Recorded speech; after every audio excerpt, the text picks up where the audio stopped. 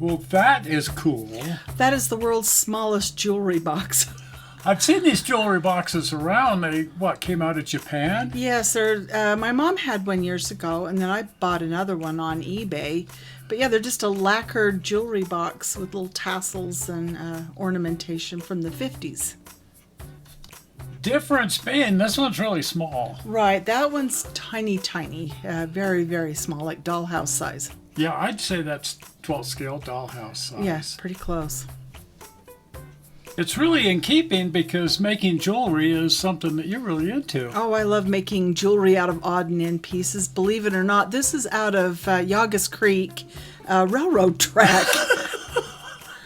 Yeah, you said you have a piece of railroad track that I can fool around with, so I just snipped off a little piece of Yagas Creek nickel railroad track, and suddenly you turned this guy up. Yes.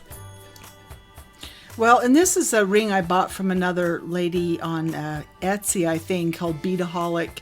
But these are just rings you can buy and then add a stone if you want to. So that's what I've done here. So you made the stone? Well, the stone, we ordered those from another company that has just those Cavacon stones. And this is a plumbing fitting. Right. I just bought a nut, if you will, and then just decided to file it down and make a ring. My dad used to make rings like this all the time from pieces of brass. They were fun. Yeah, whenever we get over to Home Depot, you're over there rooting through the plumbing fittings. Exactly. You can find the darndest things there that make really cool rings. Yeah, these are beautiful. I don't know how many of these you've made, but several. 3. 3? Yeah, 3 of those. Wow, they're just beautiful, and they fit me just fine. Oh, yeah. But I got they can be made in any size, just whatever size the nuts come in. Right.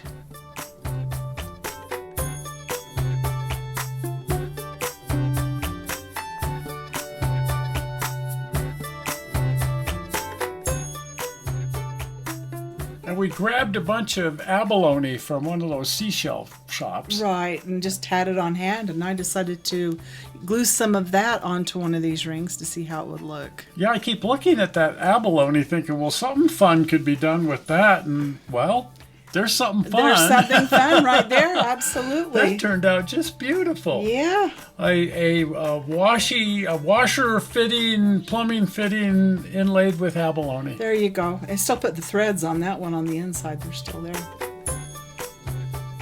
And then this little teeny tiny jewelry box. Right. Now I've got to work on a couple of rings to fit in there. I was wondering if you were going to make a bunch of 12th scale rings to go inside it. Yeah, there's the one there. Yeah, these guys are all over eBay. Right. It's difficult, though, to find one that's not chipped or damaged badly, but I managed to find one that wasn't too bad.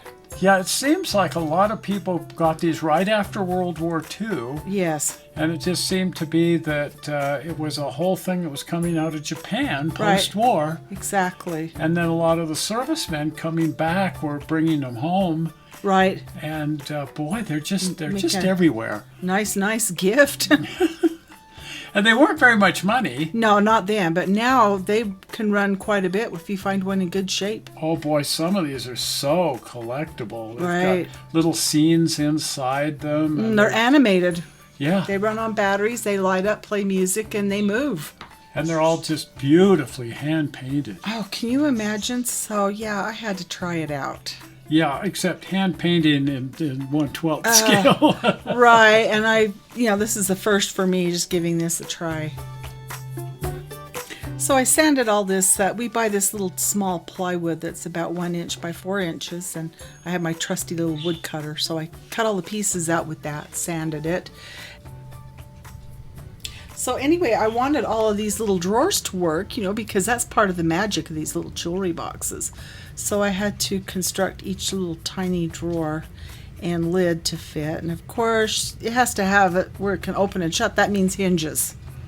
That's a tiny little hinge. Right, it has to be the smallest. I wish I could have found some even smaller. Yeah, we have a bunch of little teeny tiny hinges, but this would have required the absolute smallest hinge we have around here. Exactly, but we managed to find 3 of them that worked. So I actually painted it with just acrylic black paint, but then I went over it with some red paint, just the same acrylic, to create the little scenery.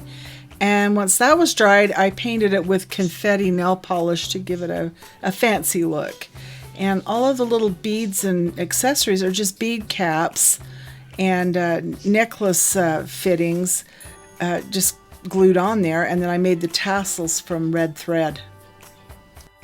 The velvet liner is from a Christmas ribbon that I had. I just cut pieces out of it that would fit and used double-sided sticky tape to glue it inside the jewelry box and drawers. Yeah, the ruler there kind of shows the size. Yeah, about 2 inches wide. Yeah, little less than that. Just a hair. But pretty much exactly 1/12 the size of a real one. Right. So, how are you going to go about making jewelry? I don't know. I'll have to get a Barbie doll to model for me. Little tiny fingers.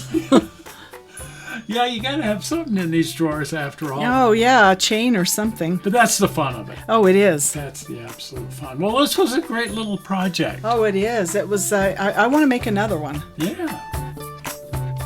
Well, when you do, I don't think anybody's going to want to miss that. No, probably not. So if you're not a subscriber to the channel, then please be a subscriber. And, of course, turn on notifications.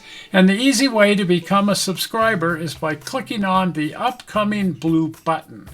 Zoink! Right there, the blue button. Well, we're not sure how you found this video on the internet. We hope you didn't find it boring. And we will see you here on Sunday. Right. We'll see ya. See ya. Bye-bye. Bye.